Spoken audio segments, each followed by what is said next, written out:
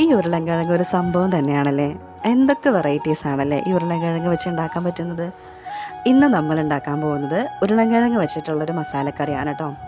ഉരുളൻകിഴങ്ങ് തൊലി കളഞ്ഞ് നന്നായി വൃത്തിയാക്കിയതിന് ശേഷം ചെറിയ കഷ്ണങ്ങളായിട്ട് മുറിച്ച് ഒരു കുക്കറിലേക്ക് ഇട്ട് കൊടുക്കാം.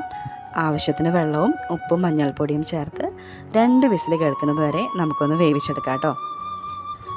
ഒരു ചട്ടിയിലേക്ക് എണ്ണ ഒഴിച്ച് കൊടുക്കാം. അതിലേക്ക് 2 സവോള നീളത്തിലരിഞ്ഞത് ചേർത്ത് കൊടുക്കാം. സവോള നന്നായിട്ട് വഴറ്റിയെടുക്കാം കേട്ടോ. സവോള നന്നായിട്ട് വഴഞ്ഞു വരുമ്പോൾ ഒരു 4 അല്ലി വെളുത്തുള്ളി, ഒരു ചെറിയ കഷ്ണം ഇഞ്ചി ചതച്ചതും 4 പച്ചമുളക് നീളത്തിലരിഞ്ഞതും ചേർത്ത് നന്നായിട്ട് വഴറ്റിയെടുക്കാം. വെളുത്തുള്ളിയുടെയും ഇഞ്ചിയുടെയും പച്ചമണം പോകുന്നത് വരെ നന്നായിട്ട് വഴറ്റി കൊടുക്കാം കേട്ടോ. അതിനുശേഷം 3 ടേബിൾ സ്പൂൺ മല്ലിപ്പൊടി, 1 ടേബിൾ സ്പൂൺ മുളക് പൊടി, 1/2 ടീസ്പൂൺ മഞ്ഞൾപ്പൊടി, 1 ടീസ്പൂൺ ഗരം മസാലയും ചേർത്ത് നന്നായിട്ട് വഴറ്റി കൊടുക്കാം.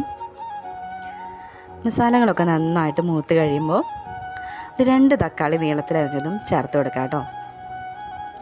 തക്കാളിയും നന്നായിട്ട് വഴഞ്ഞു വരുമ്പോൾ നമുക്ക് വേവിച്ച് വെച്ചിരിക്കുന്ന ഉരുളൻകിഴങ്ങ് ചേർത്ത് കൊടുക്കാം. ഉരുളൻകിഴങ്ങും ചേർത്ത് നന്നായിട്ട് മിക്സ് ചെയ്ത് കൊടുക്കാം കേട്ടോ. നമുക്കൊരു നാളികേരം ചിരകി 1-ാം പാലും 2-ാം പാലും എടുത്ത് വയ്ക്കാം കേട്ടോ. ആദ്യം നമുക്ക് 2-ാം പാൽ ചേർത്ത് കൊടുക്കാം. അങ്ങനെ 2-ാം പാൽ ചേർത്ത് കറി നന്നായി തിളച്ച് വരുമ്പോൾ നമുക്ക് ആവശ്യത്തിന് ഉപ്പ് ചേർത്ത് കൊടുക്കാം കേട്ടോ. അടുത്തതായി നമുക്ക് 1-ാം പാൽ ചേർത്ത് കൊടുക്കാം. 1-ാം പാൽ ചേർത്ത് ചെറുതായിട്ടൊന്ന് തിളച്ച് വരുമ്പോൾ നമുക്ക് ഓഫ് ചെയ്ത് കൊടുക്കാം കേട്ടോ. മുതിരയും കായയും ചേർത്തൊരു ഉപ്പേരിയും കൂടി നമുക്ക് ഉണ്ടാക്കാം കേട്ടോ. കായ ചെറിയ കഷ്ണങ്ങളായിട്ട് മുറിച്ച് ഉപ്പും മഞ്ഞൾപ്പൊടിയും ചേർത്ത് വേവിച്ചെടുക്കാം. അതുപോലെ മുതിരയും മഞ്ഞൾപ്പൊടി ഉപ്പും ചേർത്ത് വേവിക്കാം കേട്ടോ. ഒരു ചട്ടിയിലേക്ക് എണ്ണ ഒഴിച്ച് കൊടുക്കാം.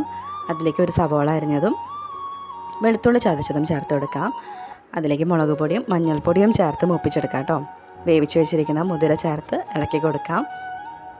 അതിലേക്ക് വേവിച്ച് വെച്ചിരിക്കുന്ന കായയും ചേർത്ത് കൊടുക്കാം കേട്ടോ. നന്നായിട്ട് മിക്സ് ചെയ്ത് കൊടുക്കാം. അപ്പോൾ നമ്മുടെ ഉപ്പേരി റെഡി ആയിട്ടുണ്ട് കേട്ടോ. നല്ല കുറുകിയ ചാറോട് കൂടിയ ഉരുളൻകിഴങ്ങ് കറിയും കായും മുതിരയും ഉപ്പേരിയും വെച്ച് നമുക്കൊന്ന് ഊണ് കഴിച്ചാലോ. അപ്പോൾ ഓക്കെ, താങ്ക് യു, ബൈ.